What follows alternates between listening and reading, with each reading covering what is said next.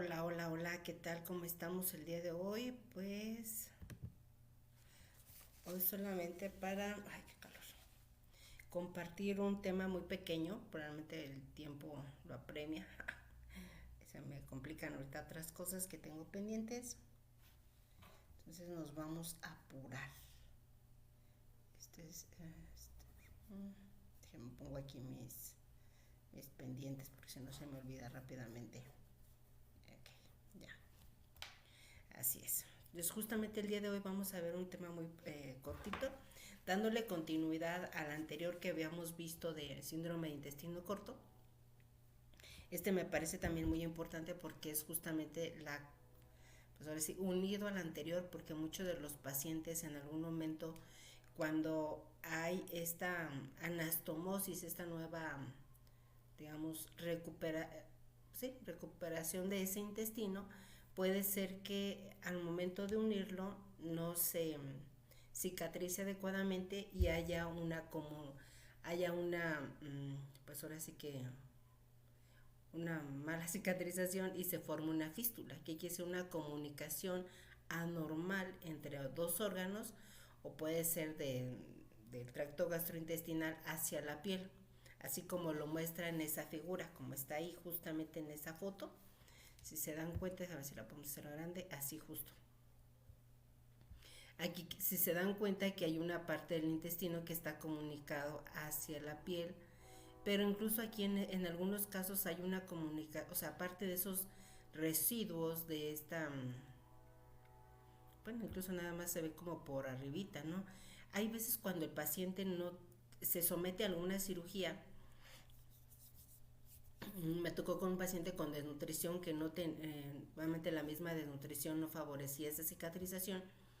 Tardó en cicatrizar este orificio, que incluso se quedó a raíz de esa cirugía quirúrgica. No hubo esa comunicación de esos residuos gástricos hacia la piel y quemaban la piel, y justamente hizo esa comunicación del intestino hacia la piel, ¿no? Justamente.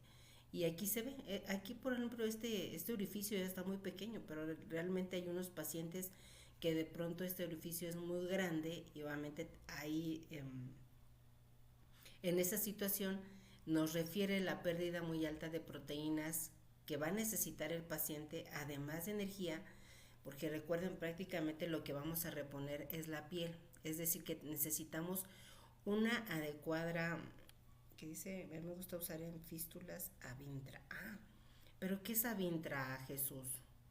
Si nos quieres comentar, quizás en la marca donde tú lo usas pues es diferente a lo que utilizamos acá en México. Si nos quieres comentar, porque Avintra, déjame ver qué es Avintra, porque no.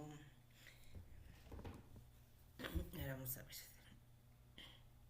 Porque yo acá usamos otras situaciones dependiendo del paciente. Ah, mira, ya te encontré aquí. Dice que son, muy bien, así es. Fórmulas elementales a base de glutamina, proteínas y vitaminas. Aquí lo importante hay que ver cuando, pues, pues sí, va a depender mucho de la situación del paciente, cómo se encuentra ese gasto y de la edad del pequeñín. Ah, muy bien. Suplemento alimenticio.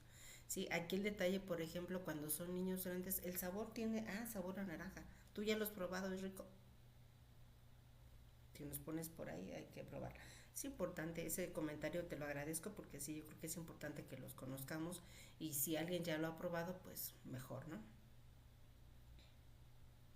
Y sabe como a redoxon, dice. Nos echamos las marcas comerciales, aquí sí. Como el es de vitamina C, ¿no? Algo así. A ver si ya nos dan regalías por esos comerciales que nos echamos aquí. Ok, mira. Pues realmente está muy económico, ¿eh? Porque hay otras marcas de otros suplementos que son un poquito más caros. Pero este es solamente glutamina o tiene aminoácidos, pues así. Es pura glutamina solita. Fíjate, interesante. Hay otras marcas que yo conozco de glutamina. Mira. Muy bien. Gracias, Jesús. Mira, interesante tu comentario. Miren, aquí Jesús ahora viene muy participativo, gracias. Dice que ayuda mucho la cicatrización. Dice, mira que ese Jesús es representante, ya pide ahí tus regalías, Jesús, pero muy bien, gracias, de verdad te lo agradezco por tu comentario. Y sí, justamente estaba viendo acá que es este sobrecito de 27 gramos, fíjate. 30 sobres, y se me hace muy... Ah, es que el otro era Glutapac, ¿no? Que es la otra marca que es la, pues digamos hasta cierto punto la competencia. No, pero no se me hace tan caro, es un precio accesible. A base de arginina, glutamina, proteína y antioxidantes para la reparación de tejido y cicatrización. Ah, mira, esta marca no la conocía. Interex. Muy buena. Ajá. Sí, sí, me parece excelente, justo. La parte de la glutamina, que es un sustrato que va a requerir el enterocito, pues para crear esa regeneración tisular, justamente. Y sí, aquí lo importante hay que evaluar en el momento que nosotros ya iniciemos la estimulación enteral, en qué momento podemos iniciar ese suplemento para poderlo administrar. ¿Sí? A final de cuentas nada más checamos qué cantidad de proteínas quizás nos da por sobrecito y en base a eso lo consideramos. Ahora, ojalá que, no sé si en el IPS, en el servicio en donde tú estás, sí lo tienen como que disponible, o en este caso, al menos acá en la parte de los servicios de salud, de pronto no todas las presentaciones las tenemos, entonces nada más hay que estarlo ahí corroborando, ¿sale? Y justamente esta parte de esa inadecuada cicatrización nos está hablando que este paciente va a requerir una alta cantidad de proteínas para poder mejorar esa cicatrización, ¿sale? ¿Y cuál es la definición que tenemos como de estas fístulas? Aquí está muy chiquito, ahí está. Es justamente esa comunicación anormal que tenemos entre dos superficies epitelizadas, ya sea que sea a partir del tracto digestivo hacia otras cavidades o bien acerca de este mismo tracto digestivo hacia la piel. De los casos que yo normalmente me han tocado en algún momento tratar, ha sido uno similar al de la foto de un paciente con desnutrición marasmática que pues obviamente traía una ileostomía y era necesario ya volver a conectar ese intestino y obviamente por la misma, era un riesgo la misma desnutrición de que no hubiese una adecuada cicatrización, más sin embargo por la condición clínica del paciente que ameritaba ya como tal ese cierre de esa ileostomía porque el gasto por este mismo estoma era muy alto que ameritaba ya ese cierre. Entonces ya ahí es la parte médica consideró de ya iniciar esa anastomosis del intestino y a raíz de eso obviamente hubo esa comunicación de ese intestino hacia la piel, ¿no? Aquí en algunos casos lo que se espera es que conforme vaya mejorando el paciente haya una disminución de ese fluido de esa fístula y esto nos hablaría de una recuperación favorable. Y en algunos casos, pues si este líquido por esta fístula incrementa, pues quiere decir que se ha abierto un poco más ese orificio y que quizás la parte de la estimulación enteral que estamos dando está favoreciendo que incremente pues estas secreciones gástricas, favoreciendo ese flujo pues a través de esa fístula, ¿no? Entonces esto ya pues ahora sí que lo trabajamos en el conjunto con el equipo interdisciplinario para valorar hasta qué punto ese gasto por esa fístula es elevado o está disminuido y hasta qué punto va a meritar quizás el reposo de ese intestino para que estos líquidos vayan disminuyendo. ¿Le usan? Ok, muy bien, así es. Ahí mi pregunta era, Jesús, si tú sabes si ahí lo tienen ustedes en su farmacia y lo pueden solicitar. Ok, Jesús, qué cosa. Dice, ya ves, María de los Ángeles va llegando tarde y dice, a ver, no es cierto. Está platicando acerca de una presentación de glutamina, se llama, ¿cómo me dijiste acá? Lo tengo porque se me olvidó. Avintra, algo así me dijiste, ¿no? A ver. Avintra, está hablando de Avintra, un suplemento de glutamina. que se da en pacientes con fístulas, que es justamente el tema que estamos tratando el día de hoy. Y él menciona que le ha ayudado mucho en la recuperación de sus pacientes con esta patología y algunos, pues sí, algo así, y algunos, y en pacientes con úlceras por presión. Así es. Sí, es muy bueno, el suplemento que mencionas es muy adecuado. Sí es importante pues que lo consideremos porque en algunos casos de pronto esa parte de los representantes que manejan este tipo de suplementos, es decir, pues está padre porque de pronto uno se desconecta y no está tan familiarizado con ello, que esta parte sí nos ayuda mucho. Mm, ok, perfecto. Muy bien. Sí, sí, sí. Ok. Ujú. Sí, dice que no está disponible por la parte así en el sector salud, pero sí el familiar lo puede comprar y el costo-beneficio me parece muy accesible, no se me hace muy caro. Y si le ayuda, pues mejor, ¿no? Así es. Pues ahí lo tiene. Y un sobre dura 24 horas. En cuanto, bueno, hay que ver ahí cuánto lo prepara. Y la cajita trae 30 sobres, o sea, pues uno, por lo menos uno írselo aportando día con día, pues, pues se puede solventar, ¿no? No se me hace caro. Y justamente decíamos este tipo de pacientes por esa cantidad de proteínas que va a requerir para esa adecuada cicatrización, hay que estarlo aportando ya sea por la nutrición parenteral o en qué momento se va a iniciar la estimulación enteral de forma paulatina para que no aumente este gasto por esta fístula. Hay diferentes tipos de fístulas, justamente se clasifican como fístulas pancreáticas y las intestinales. Aquí importante hay que vigilar realmente el bajo gasto, se llama bajo débito, es cuánto gastan, cuántos líquidos o fluidos se pierden por esta fístula. Si son de bajo gasto son menores de 200 mililitros y si son en el lado contrario mayor de esta cantidad, pues ya se considera que son de alto gasto. Uh-huh. Alto gasto en esos líquidos, ahorita vamos a ir viendo, dependiendo en dónde se encuentra esta fístula, va a haber pérdida de líquidos, electrolitos y también de proteínas que tenemos que estar recuperando, ya sea aportando por la nutrición parenteral y quizás para este tipo de pacientes, cuando este gasto por la fístula es muy elevado, generalmente se los dejan en ayuno por un tiempo para que disminuya ese gasto y posteriormente reiniciar esa estimulación enteral e ir vigilando que no vaya aumentando, porque a final de cuentas muchas veces estos líquidos gastrointestinales son muy irritantes a la piel, es decir, de pronto no es lo más adecuado, entonces lo que hacen es disminuir ese gasto por esta fístula y mientras está dando un aporte energético y proteico por la nutrición parenteral.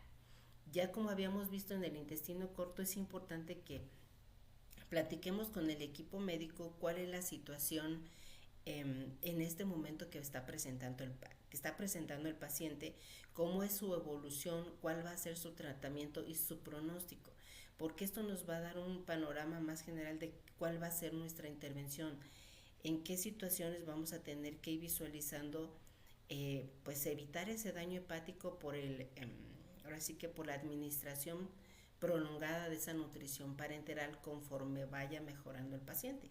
Porque si de pronto no tiene una buena tolerancia enteral y este gasto por ese estómago sigue estando muy elevado, quizás ese periodo de ayuno por la vía enteral va a prolongarse y la nutrición parenteral va a tener que administrarse por más tiempo para no desnutrir al paciente.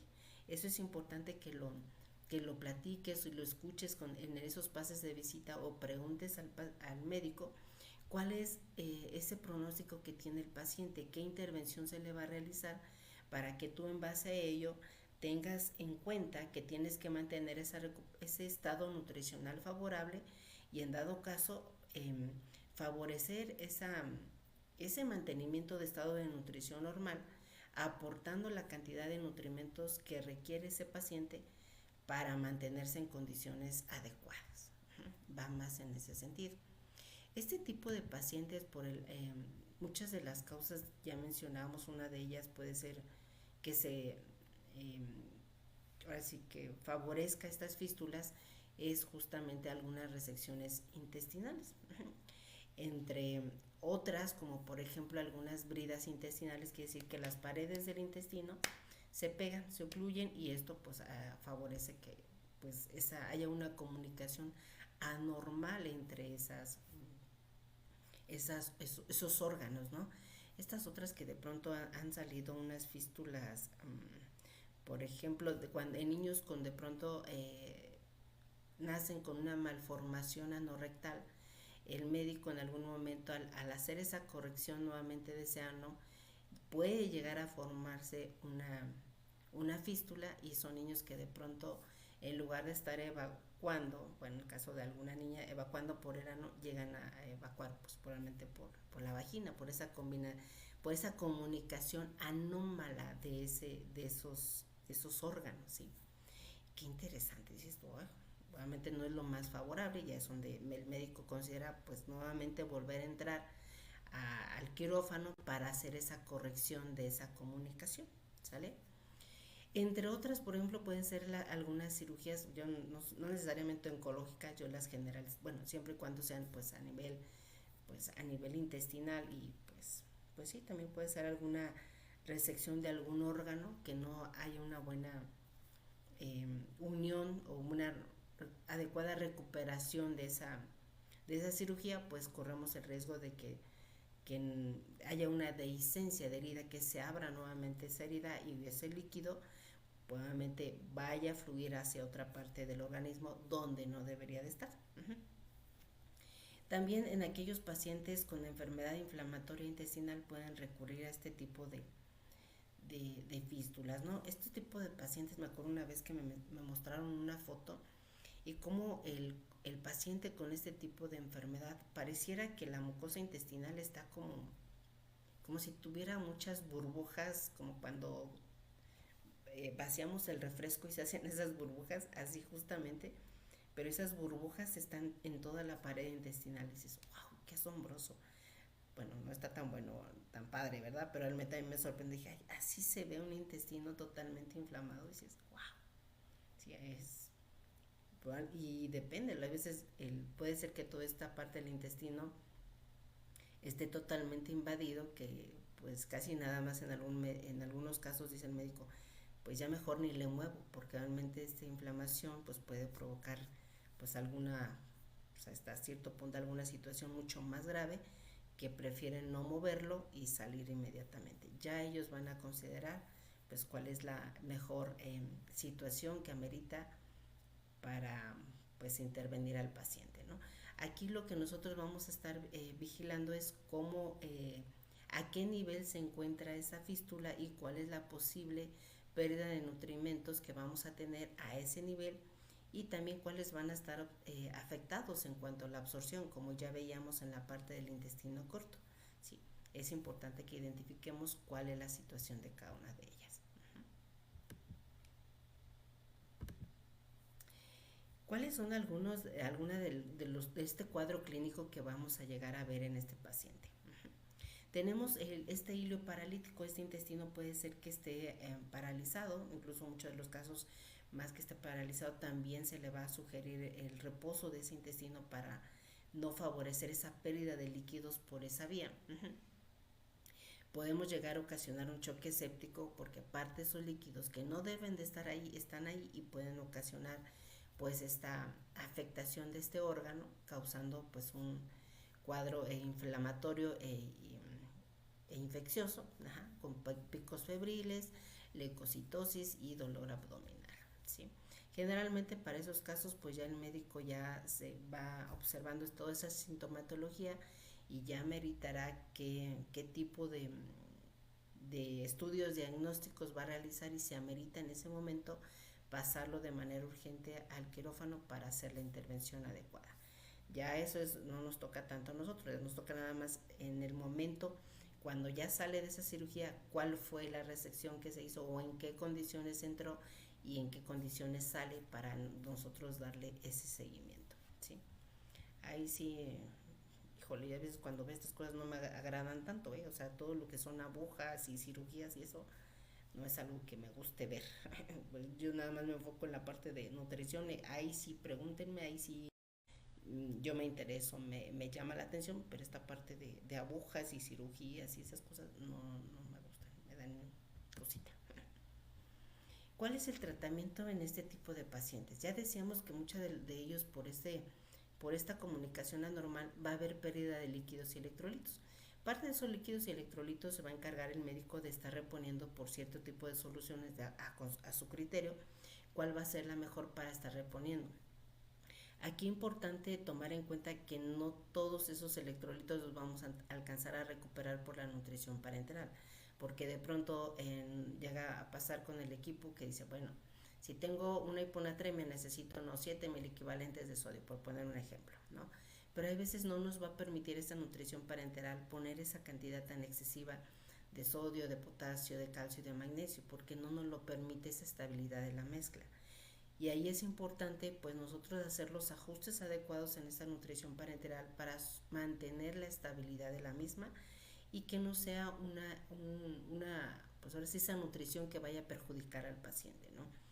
Yo en este caso mencionamos a la parte médica, yo solamente puedo pasar esta cantidad de electrolitos por esa nutrición parenteral, el resto lo tendrías que pasar por otra vía, ¿sí? Y en el caso de reponer los líquidos, pues sí hay que ponernos de acuerdo cuánta cantidad de líquidos vamos a necesitar para esta nutrición parenteral. Es importante que tú sepas sobre cómo calcular el requerimiento hídrico. Ya habíamos hablado en otro momento del cálculo de por Holiday Cigar para calcular el líquido. Este requerimiento ya habíamos comentado que es lo mínimo que requiere este paciente para mantener condiciones estables. Ya en base a ese requerimiento es lo mínimo, pero va a haber situaciones que de pronto quizás si está reteniendo líquido nos van a restringir ese volumen, o incluso si estamos perdiendo alta cantidad de líquidos va a ser necesario estarlo aportando.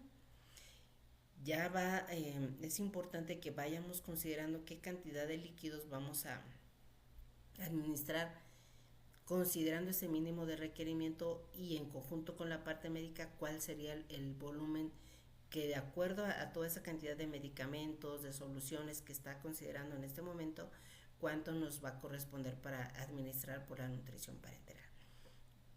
Esta parte del volumen sí yo lo trabajo mucho con ellos porque de pronto yo no tengo la visión de qué medicamentos usas, de qué soluciones vas a manejar. Yo eso no lo puedo visualizar porque el tratamiento que tú le estás dando médico a ese paciente, pues el médico tiene esa visión. Yo podría ver la visión de acuerdo a la cantidad de energía, macronutrientes, vitaminas, minerales que requiere ese paciente, de acuerdo a esa cantidad de líquidos que tú me vas a permitir usar, y en base a eso yo voy a elegir qué cantidad de macros voy a necesitar y de qué forma los puedo yo cubrir a través de este volumen que tú me estás permitiendo, ¿sí? Porque si de pronto yo creo que cada uno de nosotros tiene un papel importante en ese equipo interdisciplinario, que hay cosas que de pronto no nos corresponden tanto pues decidir, y sí en conjunto podemos complementarnos mucho mejor. En el caso de, por ejemplo, el control de infecciones, pues ya eso lo hace la parte médica. Yo en este caso solamente me interesa saber cuánto tiempo va a estar hospitalizado para recibir ese control de antibióticos, por cuánto tiempo lo va a necesitar, y en base a eso yo observar si no me hace algún cuadro de fiebre, porque la misma fiebre va a implicar un alto gasto energético que voy a tener que estar considerando aparte de la situación que tiene.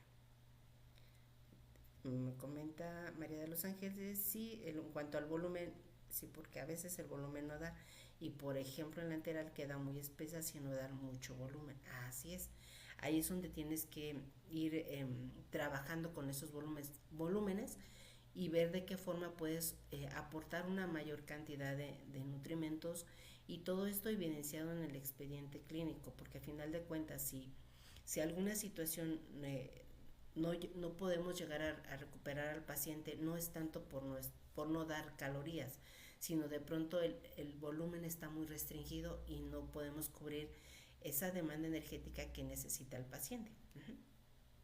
De ahí la importancia de poderlo evidenciar en el expediente para poderlo realmente corroborar más adelante, ¿no? Y que haya esa evidencia de que tú estás realizando esa intervención, pero tampoco no te permite ese volumen dar una mayor cantidad de nutrimentos. Y también en la parte de reponer el gasto, el débito por esa fístula, ya eso lo hace pues ahora sí que el balance de líquidos, si es positivo o si es negativo, ya lo hace la parte médica y él va a indicar por qué tipo de solución va a estar reponiendo esa cantidad de líquidos. Y en cuanto al apoyo nutricional, ahí sí ya nos corresponde a nosotros saber qué cantidad de energía, proteínas, de macro y micronutrientes va a requerir el paciente para cubrir esa demanda de energía y ante todo seguir favoreciendo su crecimiento y su desarrollo aún a pesar de este cuadro clínico, ¿no?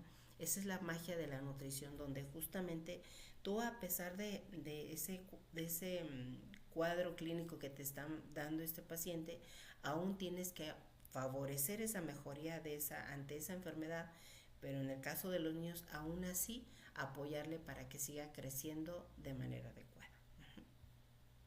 Esto es realmente divertido, es realmente, incluso por ahí en algún momento yo decía, bueno, los pacientes de pronto un poquito más difíciles es cuando más aprendemos. Así es, menciona María de los Ángeles. En el ISSSTE los pacientes con enteral y parenteral si checamos el balance energético, hay que aprender, así es. Y sí, realmente recuerden que la práctica, como se los he mencionado, nos va a hacer crear esa experiencia sobre cada una de esas acciones que tomamos y de qué forma nuestra intervención nos dio un efecto adecuado y quizás no fue tan favorable. Entonces ahí hay que, tan solo el adecuado decimos, bueno, lo estamos haciendo bien, pero cuando estos resultados no fueron los que yo esperaba, ¿qué tendría que evaluar de esa intervención que no me funcionó para no volverla a repetir? ¿Sí? Porque si no lo observo, pues voy a seguir repitiendo el mismo error, ¿sale? Aquí lo importante es que cada vez que yo practique, cada vez que yo intervenga, digo, mira, esto sí me está funcionando, esto no me está funcionando. Y a partir de ahí tú generas tu propia experiencia. Y muchos de estos aprendizajes no están en los libros. Aquí es algo que pues no lo vas a encontrar así de forma descrita. De ahí la forma realmente de escuchar a quien realmente haga la práctica diaria, porque realmente expertos somos muchos, creo, pero quien realmente lo lleva a la práctica diaria para poder obtener este conocimiento es quien quizás te va a dar un poquito más las herramientas para poderlo realizar pues con un poquito más de certeza, ¿no? En lo que parece que la persona que lo hace se ha equivocado más veces que la que nunca lo ha hecho, así de fácil. Información tenemos todos, pero conocimiento, hasta que no lo llevamos a la práctica, generamos ese conocimiento y esa experiencia a través de la práctica diaria. Estos pacientes, si te das cuenta, por el alta cantidad, la alta demanda energética, así como de proteínas, son pacientes que, y aparte de la complicación en cuanto al proceso séptico, pérdida de líquidos, etcétera, son pacientes en riesgo de desnutrirse. Justamente esa alta demanda de energía y de pronto si hay una restricción de líquidos, quizás no vamos a poder aportar el 100% de los requerimientos, y de pronto nos ha tocado pacientes que ya se infectó el catéter, se retira el catéter por nutrición parenteral y de pronto ya no tiene otra vía disponible. De ahí ya la parte médica se encarga de estar buscando qué vía puede ser factible para administrar esa nutrición parenteral. Pero a veces el paciente está tan séptico que no, pues ahora sí que dice, no, no le voy a poner una periférica, pero por una periférica, por esta, así. Y luego duran hasta una semana, así es. Duran una semana de pronto sin catéter, pero realmente también en ayuno mucho tiempo. Es decir, así es, sin vía de acceso. Y ahí es donde tienes que esperar, ¿no? Es así como, pues bueno, yo ahí sí te recomiendo que cuando tengas esa nutrición parenteral, la utilices la vía y utilízala al máximo, porque no sabes en qué momento, pues ahora sí que ojalá y mejore rápidamente y se retire y listo, ¿no? Pero hay ocasiones que de pronto corremos el riesgo de que se quite ese catéter porque ya se infectó, etcétera. Y ahora, ¿cómo le vamos a hacer para nutrir al paciente? Ahí justamente, paso a pasito, es donde vas a ir observando toda esta parte. Y justamente el riesgo de sepsis también es algo que se pone en riesgo en estos pacientes. Esa pérdida de secreciones no solamente van electrolitos, también van proteínas que de pronto no consideramos estar reponiendo, y es importante. Recuerda que prácticamente la forma que tú te puedes dar cuenta si ese apoyo nutricional es el adecuado para tu paciente es que si la energía y la cantidad de macro y micronutrientes que tú estás aportando está favoreciendo a esa ganancia de peso, de talla, de reservas corporales, de esa mejoría clínica, bioquímica y en cuanto al aporte de energía. Si no hay esa mejoría con respecto a algún punto, nos tenemos que replantear que quizás la energía que yo estoy manejando es insuficiente, ¿sí? O en dado caso, quiere decir que con la energía que tú estás manejando tienes esa ganancia de peso adecuado. Pero es ahí donde lo vamos a valorar. Ese proceso de atención nutricia todo el tiempo lo estamos repitiendo en cada uno de esos pacientes para nosotros poder analizar en qué punto no hemos tomado en cuenta para realizar de manera adecuada esa intervención. ¿Sale? Ya hemos visto el live por ahí y está guardado por ahí, si no en el canal de YouTube, ahí también lo puedes encontrar para repasar más ese punto, ¿sale? Y esta me gusta mucho, a pesar de que es una copia, aquí más o menos nos visualiza qué cantidad de electrolitos hay de acuerdo a ese volumen por esa fístula, eh, cuánto es lo que tenemos que reponer. Esto yo no lo hago, al menos yo no lo hago, esto lo hace la parte del médico. La parte médica ellos hacen de si está perdiendo tanta cantidad de líquido, dicen no, pues yo voy a reponer por esta solución y aparte voy a estar reponiendo esta cantidad de electrolitos. ¿Cuánto podemos administrar por nutrición parenteral? ¿Cuánto nos va a restar para poder aportar por otra vía? Pues ya, entonces ahí hacen ese balance de qué forma podemos estar obteniendo esta parte, ¿sale? Y aquí lo importante es que tú lo conozcas, que allí también va a haber ese tipo de situación para poder llevar a esa recuperación a este pequeño. ¿Y cómo vamos a hacer esta evaluación del estado de nutrición? Ya vimos a final de cuentas realizar ese proceso de atención nutricia. Está muy resumido, pero a final de cuentas ya veíamos que obviamente la parte de antropometría, peso, talla, perímetro cefálico, perímetro braquial, pliegue cutáneo tricipital, y en base a esas mediciones antropométricas analizar nuestros indicadores y en base a eso poder emitir un diagnóstico si está niño normal o tiene algún grado de desnutrición, y en base a eso nosotros considerar que este niño va a requerir cierta cantidad de energía, de proteínas para mejorar su condición tanto a nivel patológico como también a nivel nutricional, con la finalidad que él mejore y su estancia hospitalaria disminuya, pero que a la par lleve una mejoría en la recuperación de peso y talla. Eso se va a ver en los pacientes, ¿sí? Y aquí lo importante es que este tema va a ir muy ligado al anterior, ¿sí? Con respecto a cómo vamos a estar dando ese seguimiento de este tipo de pacientes de acuerdo a ese gasto que vaya teniendo. En este caso ya no es por un estómago, ahora va a ser por esa fístula, como pues ahora sí se está evolucionando el paciente.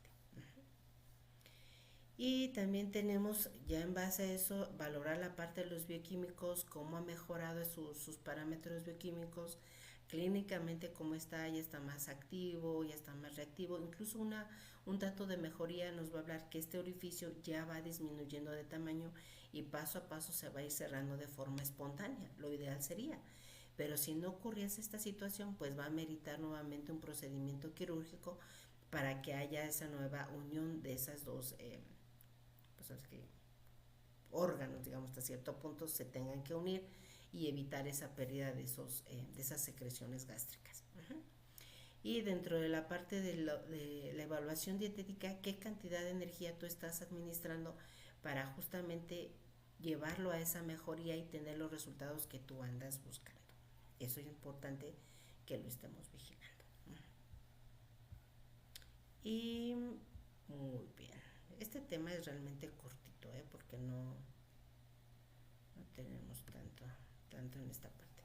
En cuanto a la energía, pues si este paciente tiene una fístula de bajo gasto, realmente podemos considerar el gasto energético basal. Ahora, esta es una estimación de la energía. Acuérdate que va a depender mucho si esta energía que tú estás administrando te está llevando a los resultados que tú estás buscando. Quiere decir que el camino que estás tomando es el adecuado. Si no tienes los resultados que estás tú esperando, tendrías que replantearte si hay alguna situación de falta de energía o de algún nutriente en específico que requiere este paciente para llevarlo a esa mejoría nutricional. Y también tenemos pacientes con alto débito, quizás tendríamos que aumentar una mayor cantidad de kilocalorías, se sugiere incluso de un 50 hasta un 100%. ¿Sí? Pues ahí sí justamente son guías de referencia de energía para poder nosotros valorar y realizar nuestra intervención nutricional. Al igual, las proteínas, va a depender mucho qué volumen tienes por la nutrición parenteral para poder administrar esta cantidad de proteínas que favorezca esta cicatrización pues, de epitelios y haya esa regeneración de nuevos tejidos para que el paciente pueda en breve irse a su casa. Ya tolere la vía enteral y pueda irse a casa. Y en pacientes con alto débito, pues hasta un 100% de la IDR de proteínas.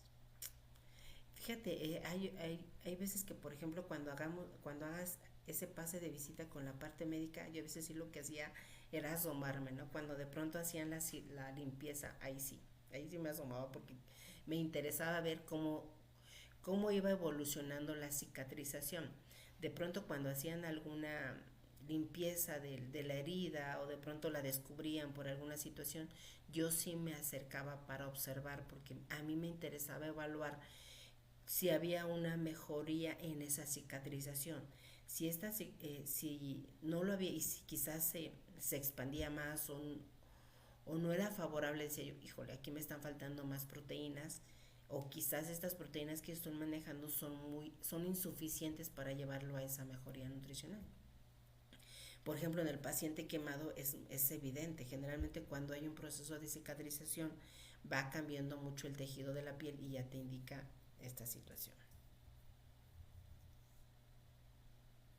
Dice Denise, podría hacer un ejercicio de sacar el gasto energético total con Schofield, creo que sale muy bajo los requisitos. No, fíjate que acuérdate que por Schofield solamente sacas el gasto energético basal, pero ahí tendrías que agregar 10% aquí, en este caso si es por nutrición parenteral, hay unas referencias que te dicen que así es, la glutamina para pacientes quemados. Tenemos Schofield, gasto energético basal, agregamos actividad.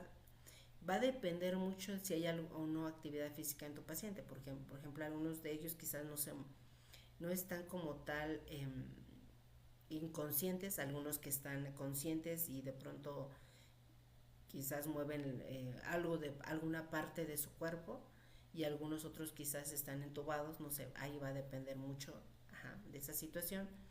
También considera esta parte por ejemplo en este tendríamos que agregar ese 50% más por la fístula, tendrías que agregar un porcentaje más por la desnutrición y quizás también la parte de actividad dijimos, y el crecimiento en el caso dependiendo de qué edad tiene tu paciente. Todo esto lo vas a tener que considerar para sacar el gasto energético total.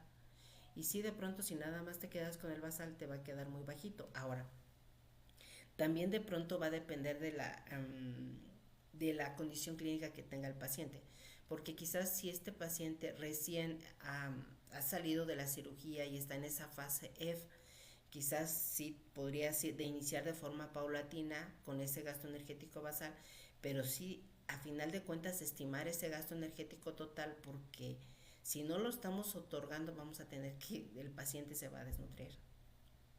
Para la recomendación. Aquí ya tenemos, me parece que por aquí, chécale por ahí la fórmula de Schofield para el paciente, la recomienda, sí. Sí, incluso yo la parte de la fórmula de Schofield la utilizo mucho en niños ya mayores de 10 kilos, mayores de un año, no en menores de 10 kilos porque de pronto me subestima mucho la energía. Entonces ahí generalmente yo utilizo 100 kilocalorías por kilogramo de peso y en los prematuros 120 kilocalorías por cada kilogramo de peso. Pero ya en niños mayor de 10 kilos y de un año, la fórmula de Schofield siempre me ha dado ese resultado de ser un poco más de objetividad sobre el gasto energético del paciente y más me hacia esa recuperación nutricional. Dentro de todas es la como que más objetiva y ya ni le busco más, porque al final de cuentas hay muchísimas. Tú puedes encontrar la que tú quieras, pero realmente para la que más te funcione en la práctica diaria y que te lleve a esa mejoría de los pacientes, pues como para qué le buscas más, ¿no? Yo me quedo con esa. Quizás alguien la hace alguna otra, pues adelante, pero yo en la práctica diaria utilizo esa y me ha funcionado. Realmente los resultados que yo he obtenido con estos pacientes han sido favorables. Uh-huh. Así es, para el paciente, sí, así es, justamente. Y para adultos, mira, yo de adultos sí no me arriesgaría a decir cuál sería la mejor. Ahí sí de adultos, pues no sé si alguien ve adultos, yo no veo adultos. Así es, sí va a quedar grabada. Ya sé que la dejo aquí, ya en cuanto se procese todo esto, o igual la subimos al canal. Dicen que Harris, ay sí, la verdad sí, de adultos no, no tengo práctica como para decirte, sí, esto no, pues no, ahí te mentiría, entonces ahí sí, quizás alguien que ya tiene esa práctica clínica con ese tipo de pacientes, pues sí podría darte esa observación. Yo ahí sí dije, no, yo en adultos yo me repruebo solita, porque dije, yo eso no sé nada. Y de lo que a mí me gusta realmente hacer es la parte de pediatría, entonces sí. El método del pulgar, sí, algo así he escuchado, pero sí, yo no tengo experiencia de eso, como para poderte decir con esa certeza de que si te funciona o no, a diferencia de, por ejemplo, de Schofield, que sí yo te puedo dar esa opinión con la certeza de que funciona. El mejor Harris dice por ahí, Cale, que es el mejor Harris, que ya que su fórmula siempre da más kilocalorías. En adultos, dice. Ahí considera, hay alguna sugerencia, ¿no? De Cali. Ajá. Y también en este tipo de pacientes, gracias por esos comentarios. Y también importante considerar un aporte de zinc. Aquí quizás me faltó la glutamina, fíjate lo que comenzó Jesús, aquí dije, me faltó. Ahí para considerarlo, ¿no? La parte de la glutamina, el zinc, vitamina C, ácido fólico, igualmente toda la parte de vitaminas que es importante. Y más si este paciente considera que tiene algún grado de desnutrición, pues estarlas aportando para que ya haya esa recuperación favorable del paciente, ¿no? Esa poder obtener esa energía a través de todos esos nutrimentos que yo voy a manejar. Ya María de los Ángeles anda muy activa el día de hoy. Gracias por esos regalos. ¿Dónde trabajas tú? ¿O dónde estás y todo? Cada vez comentas cosas, seguramente yo me imaginaría que trabajas en algún lado o estás en algún lado por los comentarios que haces. Denise, sí, en el Denise, nada más. Ok, mira, pero muy bien. Estuvo en prácticas, o sea, aquí yo creo que también la práctica te dio esa visión de poder ver toda esta parte, mira, interesante. Sí, sí, sí. Sí, por ahí Jesús dice yo también. Sí, realmente, justamente en esas prácticas nos damos cuenta, ya ponemos en evidencia todos esos conocimientos que vimos en la teoría en la escuela, pues ya de pronto ahí los podemos ver de manera más gráfica, ¿no? Para mí la parte práctica es como que son libros abiertos, los pacientes son libros abiertos porque lo que tú ves en el paciente vas y lo lees ya en la parte teórica, en muchos de los casos vas a entender lo que está escrito cuando ves al paciente. Comentan Ricardo Álvarez que también hizo prácticas profesionales en un hospital y se aprende bastante de clínica. Así es. Sí, sí, sí, justamente en la parte hospitalaria pues es donde nos permitimos tener ese aprendizaje y más porque de pronto es un lugar donde hay alta demanda de pacientes. Sí, por ejemplo, yo ahorita estaba viendo que diariamente, por ejemplo, vemos, se menciona Nutrilist, también la teoría no es lo mismo que la práctica, pero obviamente también la teoría nos da la guía para poder ahora leer eso y después buscarlo también en la parte práctica. En la práctica uno se da cuenta de la realidad, menciona. Y, mira, ya le gusta María de los Ángeles, cálculo de nutrición enteral y parenteral.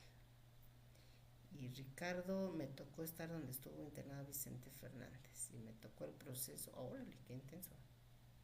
Me tocó ver el proceso nutricio que llevaba. Mira. Pues es un señor mayor, ya etapa, pues sí, ahí es otra etapa, es otra de la etapa de la nutrición, ¿no? Ya el lado contrario de la parte del pediátrico, ahora es la etapa, no sé, ahora adulto mayor, no sé cómo se le llama. Acuérdense que yo, pediatría. Niños, adultos de ahí para allá, no lo sé. Ni embarazadas, ¿eh? Yo no veo esas. Geriatría. Sí se les ya menciona como tal. Porque antes era como adulto mayor, ¿no? Algo así. O tercera edad hasta cierto punto, pero ahora ya desconozco cómo se les menciona. Como ya es algo que no veo, pues ya no sé. Sí, también es otra etapa, justamente. Y en cuanto al apoyo nutricional, geriatría. Lamentablemente yo no aprendí práctica en donde me tocó, dice Ible. Dice, lamentablemente yo no aprendí práctica en donde me tocó, ya que no apoyan tanto la nutrición. Ahora, ok. Fíjate, es algo que está... Yo cuando llegué al hospital, no así como que me abren las puertas y dice, Luisa, qué bueno que estás aquí. No, a veces les platico quizás mucho esta parte tan repetitiva, pero la verdad es que nos toca mucho, pues, arriesgarnos a expresar lo que nosotros sabemos. Da miedo, sí, da mucho miedo. Y a veces tartamudeaba y se me olvidaba. Abordaje nutricio en el adulto mayor. Wow, gracias Ricardo Álvarez, ahí que me comentó. Sí, da miedo. Yo tartamudeaba y se me olvidaban las cosas y ya me iba. Y dije, no, mañana voy y le pregunto otra vez. Pero es justamente, es como, es, va a pasar así, dicen por ahí, aunque no nos guste, pero un buen marinero nos hizo en un mar en calma. Todas esas cosas nos dan esa experiencia de decir, ¿y ahora cómo se lo tengo que decir? Yo lo que te puedo decir, dice aquí Search Centeno, ¿sabes si la UAC aún tiene convenio con el CONACYT para las maestrías en nutrición clínica? Esas cosas yo no lo sé. Ellos se creen nutriólogos. Gracias María de lo... Ok, solamente... Pero yo creo que la parte es que yo en mi experiencia te puedo decir que muchas veces no expresamos lo que nosotros sabemos. Nos da miedo, sí. Y pues arriesgate. El no ya lo tenemos, así es que pues arriesgate y a ver qué sucede. Y realmente yo te puedo dar un tip por ahí que me ha funcionado. Y obviamente la parte médica que acá me escucho va a decir, ay Luisa, así lo haces. Sí.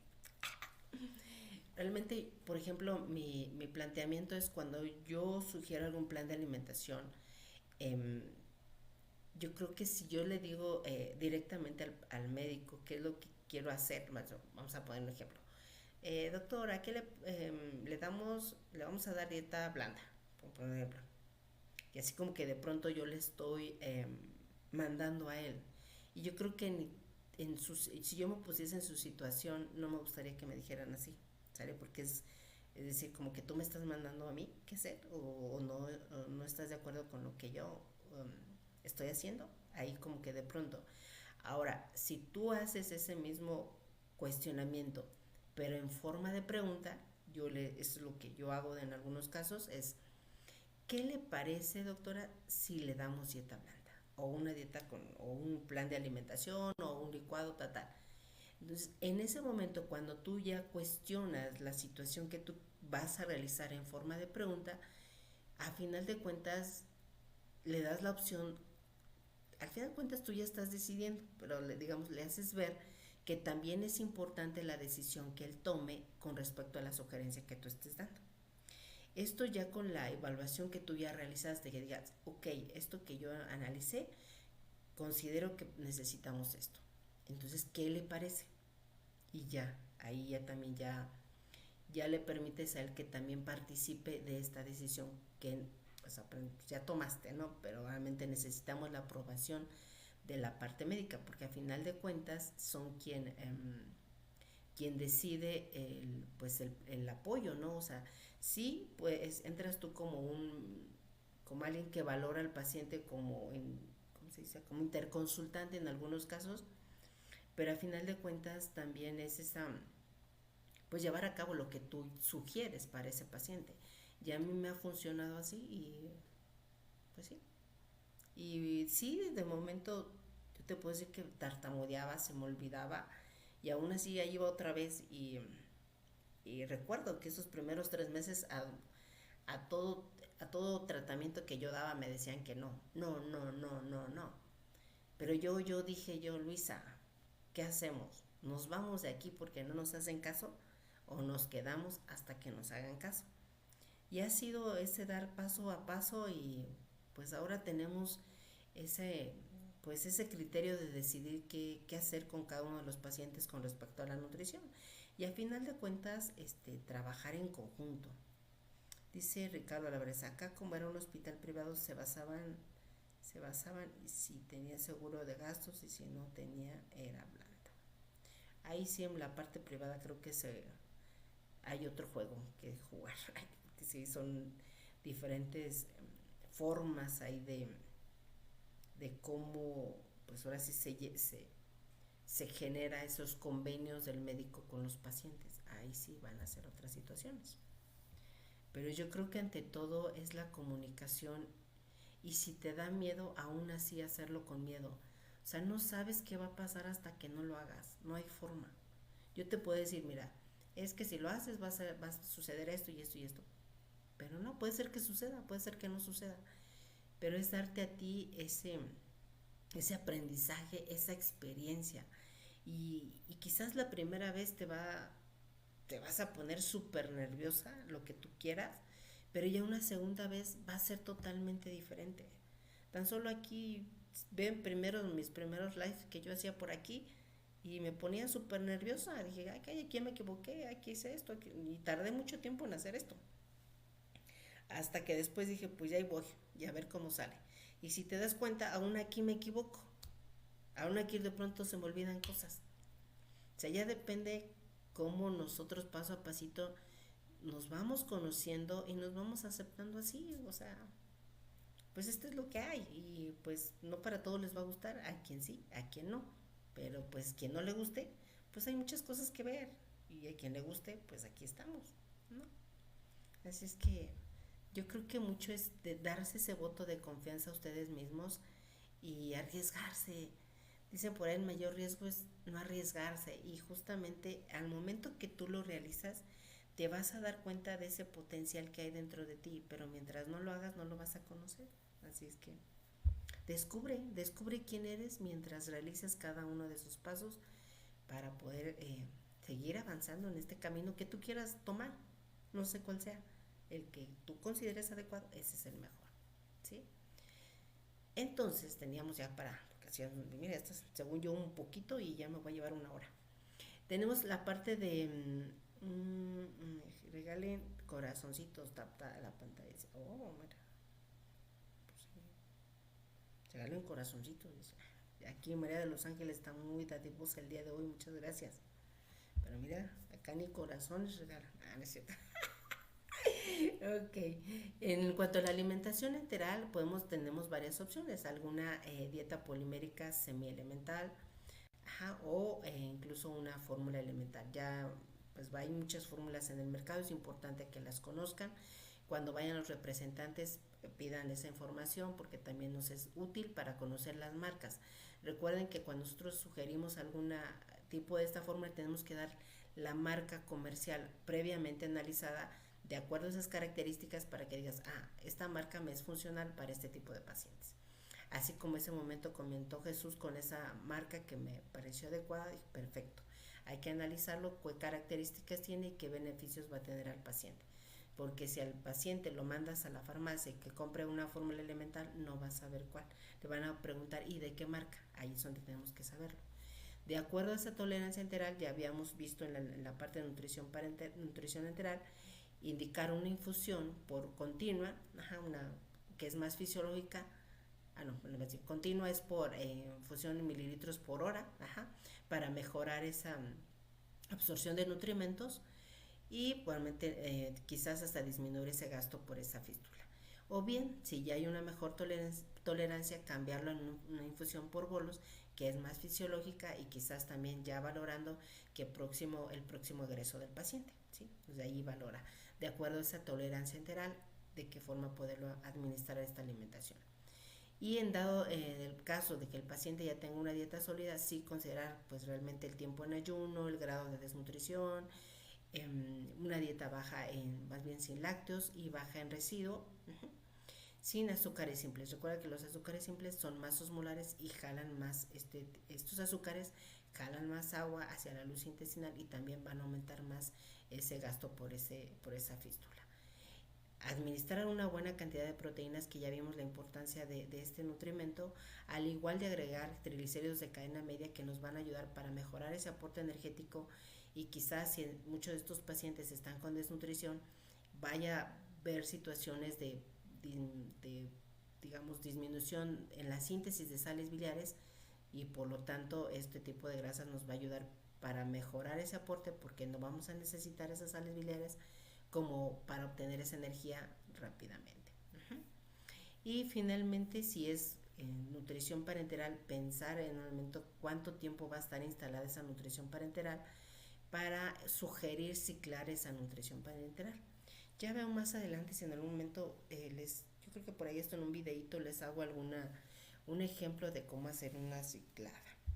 Sí, son sugerencias que es importante corroborar toda esta información, ya estarle leyendo por ahí. Son poco uno o dos artículos yo por ahí tengo donde te hablan de esta nutrición parenteral ciclada. Es bonito saberla hacer, porque fíjate, no hay tanta práctica o tanto conocimiento práctico que de pronto digan, mira, así se hace, y como que te digan casi casi por cómo hacer esos descensos de mililitros de nutrición parenteral y qué vigilar. Por ahí te voy a hacer un videito en algún momento para que tú puedas darte una idea a qué se refiere con esa nutrición parenteral ciclada.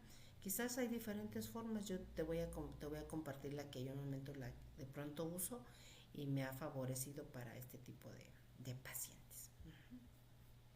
Pues mira, según este tema iba a ser cortito, pero ustedes están muy platicadores el día de hoy. Gracias por comentar y por platicar aquí, que hace esto más ameno y más agradable. Pues mira, por fin terminamos esta grabación. Se va a quedar acá, dice, no soy yo. ¿Quién no soy yo quién? Sí, es la que más platicas. No es cierto. Está bien, gracias. Ya a ver, un día te animas a participar aquí y a compartirnos algo de lo que nos quieras compartir. También es válido. ¿Sale? Dice por ahí, Ible, profesora, en la UAC hacen examen EIGEL. Ya no tengo idea. No sé si alguien de la UAC sabe si hacen eso. No sé. Desconozco. Es como ya ahorita estoy en este semestre, me di vacaciones de clases porque ya me di un lapsus, que ya era mucho lo que de pronto tenía que hacer. Entonces dije, no, me voy a dar unas vacaciones este semestre. Ya vemos el siguiente semestre que hay, y si hay oportunidad de hacerlo, pues haremos, y si no, pues ya. Dice Ible, en mi universidad sí lo hacen para el proceso de titularse. Ok. Así es, como que todas las escuelas se lo piden, ¿no? Y no sé, cuando yo estudié no me lo pedían, no se usaba eso. Y pues ahora ya, así es que, pues quién sabe. María de los Ángeles no dice. Pues sí, algunos nos salvamos. Otros pues lo tuvieron que hacer, pero bueno. Chicos, chicas, muchísimas gracias por compartir este tiempo conmigo. Les agradezco infinitamente que estén aquí. Tesis, sí, así es, yo también hice tesis. Les agradezco a María de los Ángeles su participación, a Jesús, a Ible, a muchos de las personitas que estuvieron aquí comentando. Gracias y por estar aquí, por compartir okay, todo este día a día. Y mira, ya aquí